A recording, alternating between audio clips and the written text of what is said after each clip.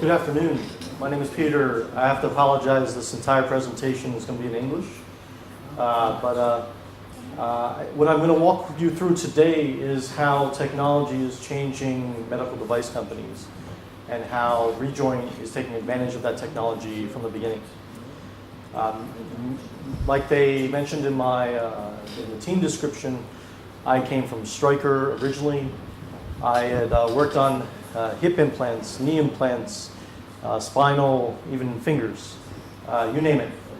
And what I saw during those years of production was a need to move more nimbly. I founded my own company in 2005. We exited to Tournier for a $90 million exit. Then we IPO'd a few years later for $160 million. And then there was a multi-billion-dollar merger with Wright Medical just 2 years ago. So in time, what I've seen in the industry is a real challenge with making it more efficient. And 5 years ago, I set off to change how device companies would operate and function.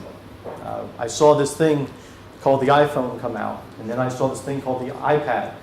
And I just felt like this was a new opportunity to connect all the paper that happens in the field, all the documents and forms, and how to bring that into the OR and how to bring technology into the headquarters. Believe it or not, if you look at any of the major manufacturers today, 90% of their orders and their conversations with customers and everything is done through fax and email and on paper, actual paper forms. And what we've built at Hatch that Rejoint's leveraging is a system that integrates this entire process together. So it starts off with an integrated mobile solution. It also works on web. The idea is that from anywhere, any industrial company can manage their inventory, can keep track of their sales teams, can share their marketing and understand what's happening on the marketing front. From there, companies are able to make surgeon and patient-specific applications. So ways to connect the community to make a system that collects how your customers are interacting with your product. The challenges and the opportunities that they see in the field, and they see in the OR, bring that into the electronic systems of the company. The idea that an engineer in Rejoint can easily collaborate with a surgeon to find the ideal custom fit implant. We all talk a lot about conformists during the presentation because they've had the early start, but if you look at the technology they're using, it's primitive compared to what Rejoint will have.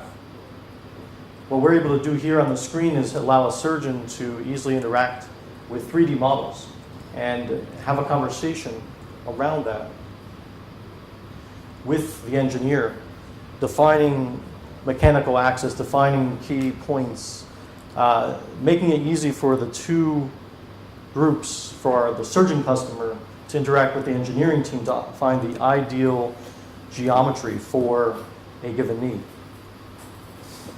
Now, what we're going to show here is a preliminary example of the challenges with traditional knee implants. And, to give you an idea, I was the energy design director at Stryker. I finished with Stryker in 2005 after we commercialized the full system. And it went out internationally. What became originally just a very small niche product for some American surgeons and for the Japanese market became an international product success with over several billion, let's say, in revenue at this point, and millions of patients. But the challenge is we could only decide on 8 implant sizes. We didn't have the ability to make more because of inventory constraints. So the original knee, which you're looking at here in green, has a lot of challenges with different anatomy. So in Japan, the anatomy was the challenge of the condyles were wider. They were different geometry. In Europe and the United States, they were less wide. In India, they had a different anatomy. Every region, based upon their common motions, can have different anthropometric measurements. So what we see here is when you take a Scorpio NRG knee and you put it against a femur, you're going to have what's called underhang, overhang of the bone, and the implant is not able to conform to the bone. So the ideal way an implant is positioned is to have cortical contact, which is all the way around the edges. We wanted to see what would this look like with a new trochlea and a new patient-specific sizing. So what we did was we took the V1 design and we let it be more customizable and adjustable. And then I'll show you how we did that in a minute. And then we fit the cut. So when we hide this, we actually made sure we covered the geometry well and had a smooth transition here with that radius and that curvature. And then the patella tract was wider and more open. And if we compare that to the bone, it is thicker here, which kind of has to happen because it is metal. We need at least a couple millimeters of metal up in that area. But then as we go down, it does seem to follow a similar track and track more naturally throughout the geometry. So this is what we felt would be the best fit for this design. And I want to note that the radius along the edge here is not correct. We're going to have to work on that to make it a little bit more round, but that shouldn't be too hard for us.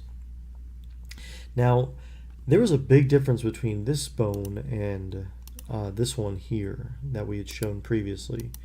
If we look at the geometry of the profile, just purely of the profile of the two implants, you can see how much wider the one is versus the other. And in this case, there's even a wider condyle in this direction. And overall, it's just different shape and geometry. You'd want to have contact around the edges, and with this prosthesis, you could very well put it in, and it wouldn't be accurately aligned. Now, that being said, we don't have to live in that past. Now with 3D printing, with better technology behind it, we can produce an implant that would more accurately fit the anatomy of the patient. So imagine that some patients have different patella tracking. That's the kneecap. It tracks differently than how the energy was designed. It can accommodate it. Some patients have a asymmetric, very common thing is to have asymmetric condyles, which means one condyle is higher than the other on an angle. That kind of geometry can be accommodated with this prosthesis. And what's really interesting with what Rejoint is doing, because of the use of technology and their great engineering team that they're coordinating right now, they're able to get this geometry to fit the patients.